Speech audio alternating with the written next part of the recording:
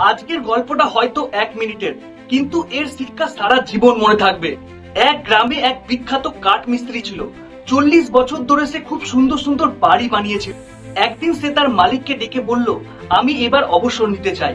মালিক হেসে বলল, ঠিক আছে, শুধু আর একটা বাড়ি বানিয়ে দাও।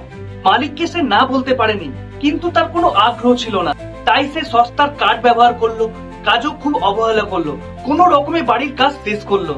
বাড়ি তৈরি হবার পর মালিক তার হাতে বাড়ির চাবি দিয়ে বলল, এটা তোমার উপহার, আজ থেকে এই বাড়িটি তোমার।